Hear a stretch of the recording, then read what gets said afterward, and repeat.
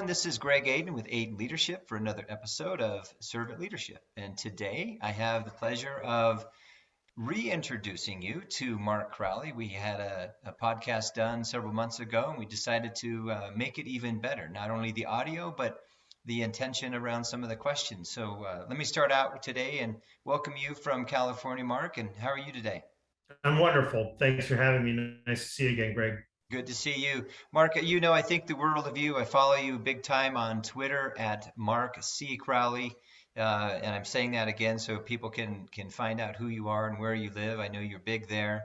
But tell us, you just said off camera that you finished your second book. Tell us about your first one and why you wrote that one. And I believe it'd be interesting for me as just as a one listener, but I believe it'd be interesting for all the listeners to find out why the second book and what is it about. Well, it's actually the same book, although the second edition, ironically, is a new book. So if that's not confusing, the the name of the book is called "Lead from the Heart: Transformational Leadership for the 21st Century." And it's hard for me to believe this, but I wrote it 11 years ago. It came out 10 and a half years ago. And the title alone, Greg, might as well have been "Kick Me" or "Author Doesn't Understand Business." That's how people interpreted the Lead from the Heart. Sure. And so, and actually, and I've told the story recently because I actually included the story in the second edition, that when I came out of a corporate environment and wrote the book and had no platform and nobody knew who I was. And then I have this title that's off-putting to people because they misinterpret it. And so I'm in trouble. So my speaking agent said, there's a woman that will help you. She'll help you kind of figure out a strategy. And so I paid her $10,000. She read my book and she read a couple articles that I'd written at the time. And she came back and she goes, okay, I'm going to give you plan A and plan B. You're not going to want plan A. I want you to go with plan A, but I have a plan B. Okay. And I said, just give me plan A. And she goes, you're going to fucking fail if you continue to use the expression "lead from the heart." Oh, wow. And what she was really trying to tell me at the time, because this is probably 7-8 years ago, was really that the world isn't ready for leading with any amount of heart. That's not the real world, and nobody's going to take you seriously. And if you want to starve for the next decade, then continue to use it. And so I realized, I kiddingly said, did you cash the check? Because this is what I'm paying you for. But I also kind of realized that what she was doing was forewarning me. And I kind of knew that, I knew it, but I also have science that this is the differentiating part of the book, which shows that the heart is actually a feeling sensing organ that's connected to the mind, and it influences our choices and our behaviors far more than people understand. And frankly, more than our rational behavior is. Like up to 95% of our behavior is driven that way. So I put that book out. And the good news is that education embraced it. It's been taught in 9 universities. As of yesterday, it was back being an Amazon bestseller, the original version, so 10 and a half years later. Yeah. But it still has been a very difficult road for me. And everything she predicted in terms of you're going to be met with resistance was true. So I always believed, Greg, that there was going to be this moment in time where there would be a tipping point. I didn't know what was going to cause it. I didn't know what was going to be the influence over it. I just knew that people would resonate with this message at some point in time. Now, if somebody said it's going to take you 10 and a half years before it happened, I probably would have gone back to work, right? Yeah. But instead, what I've been doing is really trying to be the Pied Piper for this message. But it was a pandemic. Yeah. That brought us to our knees. Yeah. And that's really what brought me to writing the second edition, which is updating it, reinforcing it, adding new information that I didn't have 10 years ago to reconfirm that everything I wrote about 10 years ago is spot on and has to be the future of leadership. Well, let's call a thing. First of all, 9 years ago, 10 years ago, even 7 years ago, I can factually look you in the eye and say no one would have supported me saying lead from the heart, or even servant leadership or heart-led leadership. All those things were viewed as, why are you being such a wuss or soft Yeah, or right. vulnerable? And Mhm. with all due respect to Brene Brown, who has taken the word vulnerability and being vulnerable to a whole new level, but it took her a while to get the followers that she might have thought. But what I love about you, Mark, is you come at everything very directly. You're kind but direct, and I believe you push people or you challenge people to think differently. And everything you just said to me completely resonates, and I know it resonates with a lot of the listeners. But I want you to maybe to put in brief why you believe now, and you said it, the pandemic brought us to our knees, but why do you believe now, whether it's your book or anyone else's book, that leading from the heart is absolutely critical? Well, it's more than listening from our heart. It's really behaving from our heart and Beautiful. keeping the mind and the heart in balance. Okay. But I think, the first thing that I would say to you is that I had this belief. So I wrote the book. I literally wrote the second half of the book thinking that was going to be the book. And Hmm. somebody said to me, "You're going to have to explain why this works." And I realized, if I didn't do that, then people would just say, well, that worked for him, but that's not going to work for everybody. And so I spent a year looking for research, and in the process found, you know, major research coming out right then that showed that the heart, like, we've misinterpreted, it's not just this pump. So now I'm realizing I have something to say here. Like, I have something like apocryphal, like Sure. amazing to say.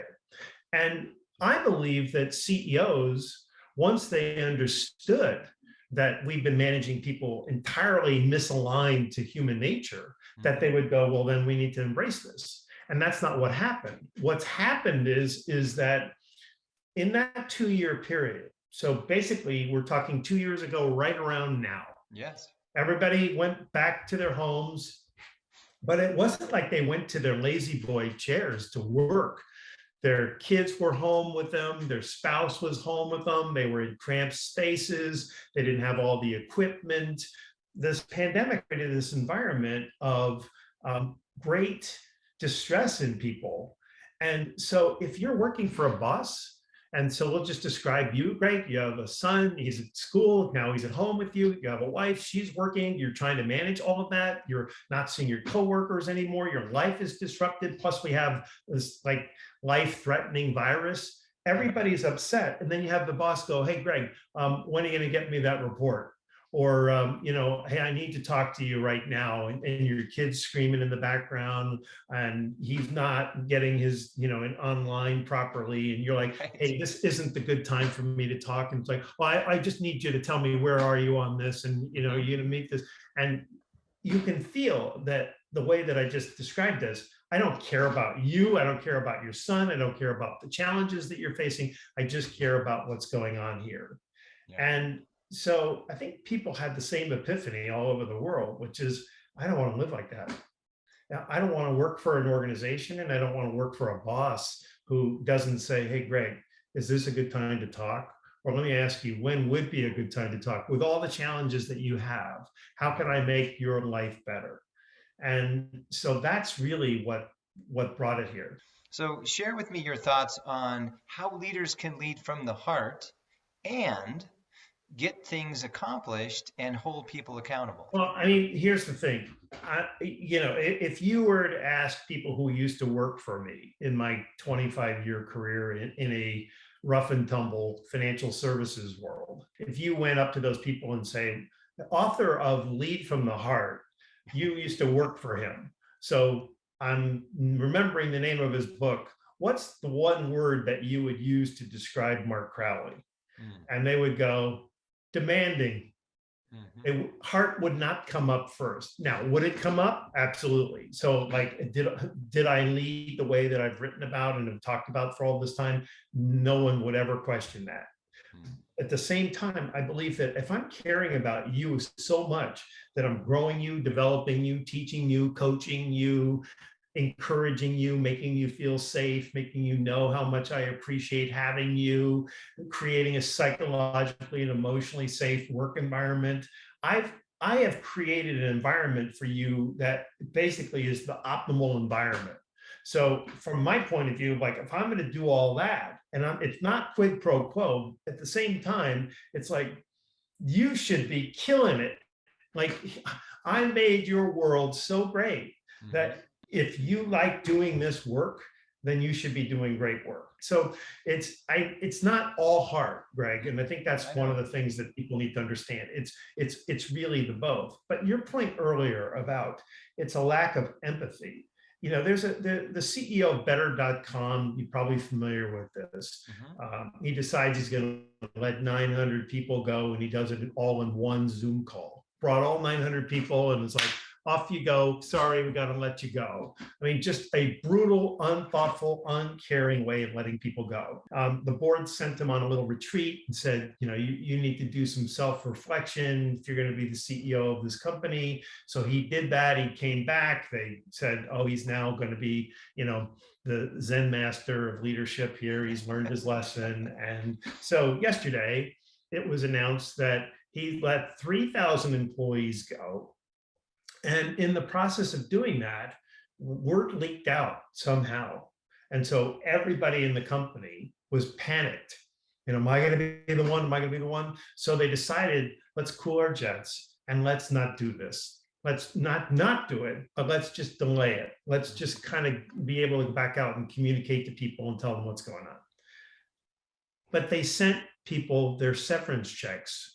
So people were opening up their mail and getting severance checks and finding out that they had been laid off without any communication because nobody thought to tell payroll or whomever was responsible for it to stop it.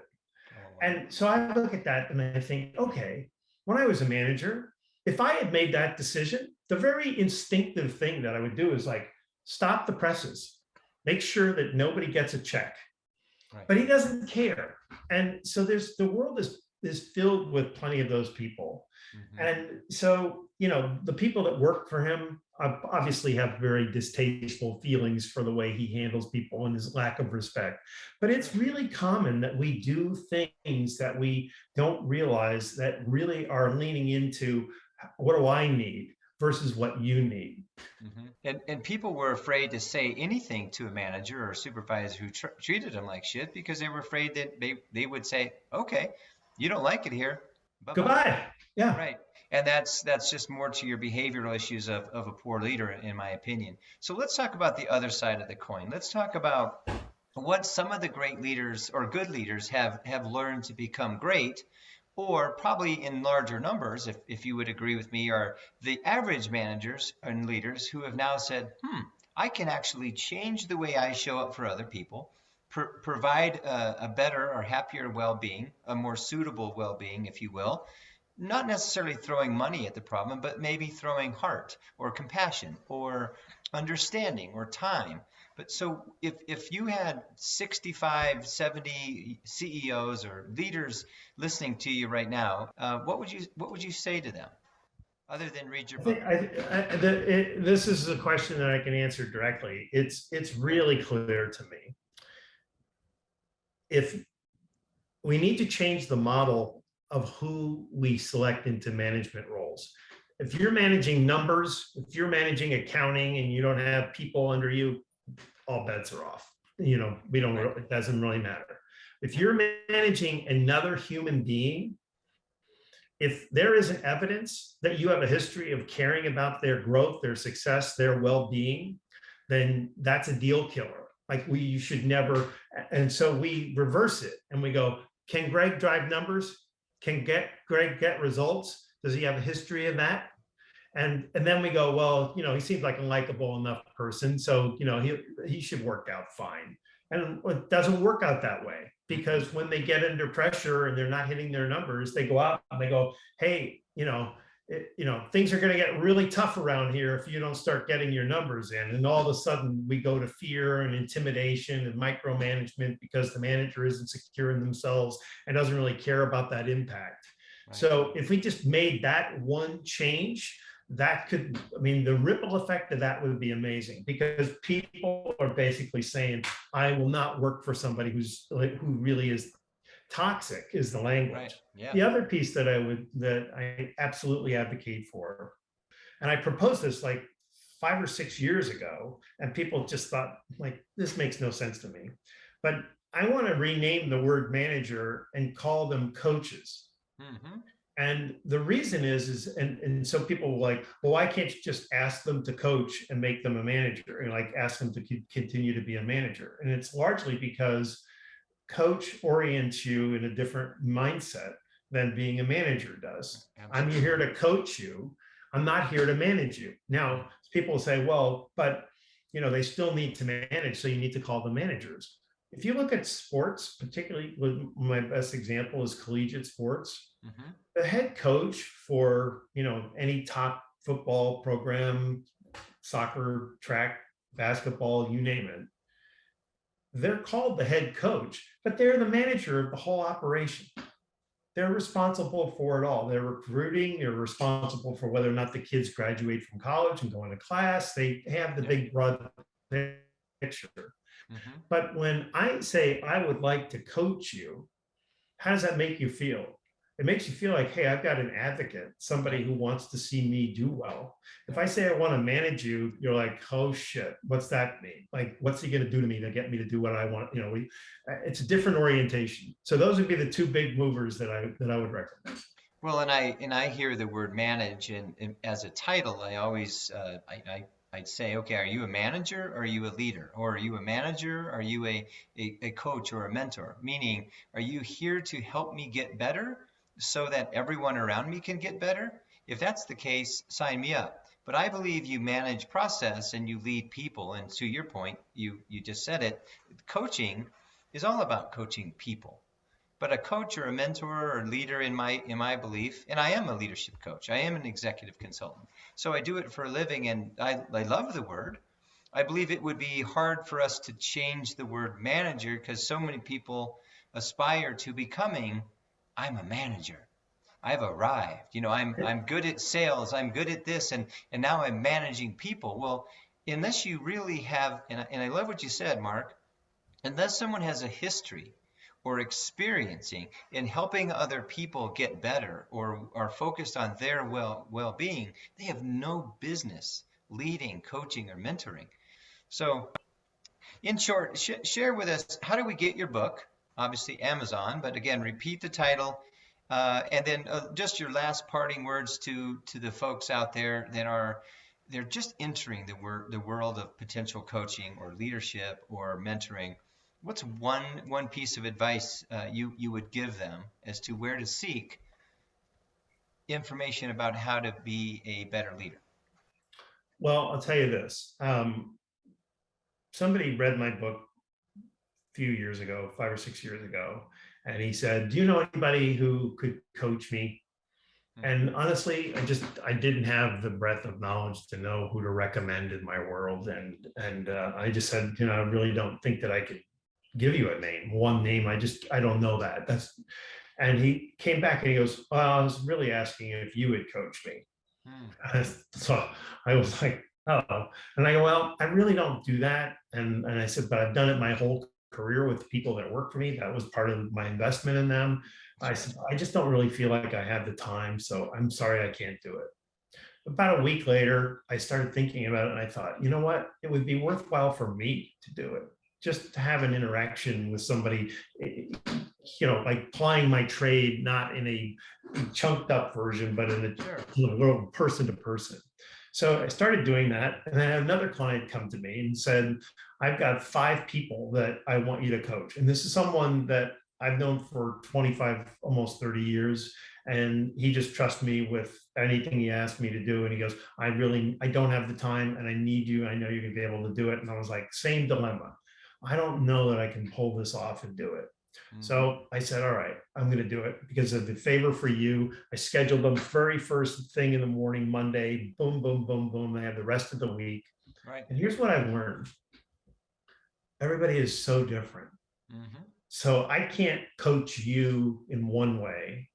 And then my 9 o'clock call is, giving you the same advice. And my 10 o'clock call is the same advice. Everybody is processing it different. The relationships are different. Their needs are different.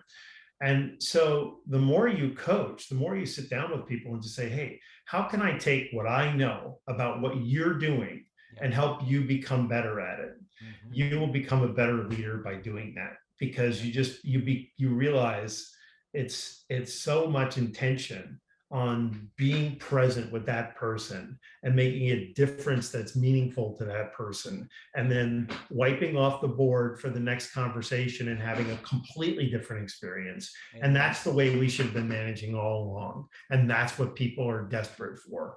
And so, people listening to this, you don't have to be the greatest salesperson or the greatest architect to be a great manager. You No. just have to have the heart for it, no pun intended.